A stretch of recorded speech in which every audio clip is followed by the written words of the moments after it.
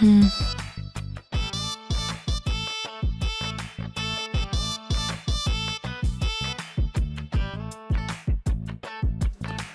நீ இன்னைக்கு பிரேக்கப் பண்ணிட்டு போன்னு சத்தியமா கனவுல கூட நினைச்சு பார்க்கல தெரியுமா? இந்த 5 வருஷத்துல ஒரு 1000 வாட்டி பிரேக்கப் பண்ணியிருப்பியா?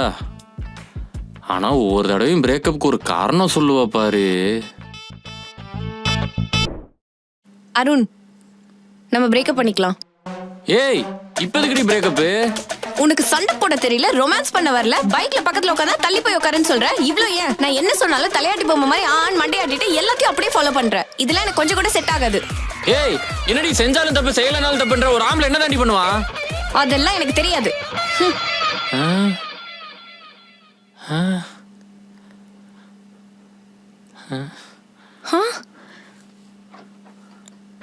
அம்மா, நான் கோச்சிட்டு போட பின்னாடி வரணும் தெரியாதா?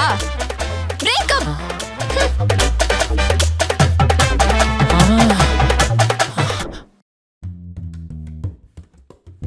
ஏய் அங்க பாரு, ஏசி வெண்ட் மேல குருவி கூடு கட்டி இருக்கு.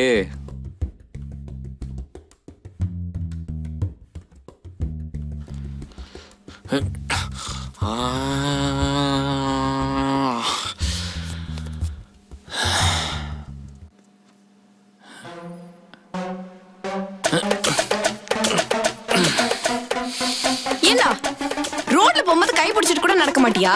உன்ன போய் நான் லவ் பண்ண பாரு. ச்சே, பிரேக்கப். ஏண்டா நேத்தல நீயும் பிரியாவும் அங்க ரொமான்ஸ் பண்ணிக்கிட்டு இருக்கீங்க. அது ஓ கனவுல இருந்தா நான் எப்படி பண்ண முடியும்? கனவா இருந்தாலும் அதுல நான் தானே வரணும். எப்படி அவ வரலாம்? ஐயோ, அது ஒன்ன தாண்டி கேட்கணும். அது ஓ கனவுடி. அதெல்லாம் எனக்கு தெரியாது. பிரேக்கப். எல்லா தடவையும் பண்ற மாதிரி அன்னைக்கும் அப்படிதான் பிரேக்கப் பண்ண நினைச்சேன். பார்த்தா உண்மையிலேயே விட்டுட்டு போயிட்டேன். அன்னைக்கு தான் ஒரு விஷயம் புரிஞ்சுக்கிட்டேன்.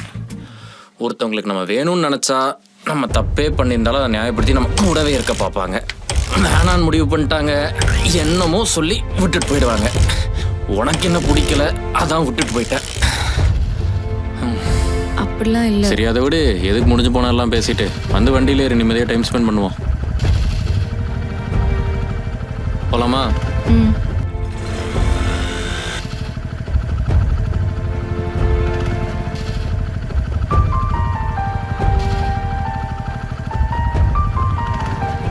அண்ணா ஒரு டீ ஒன்றும் பூஸ்ட் ஒன்றுண்ணா.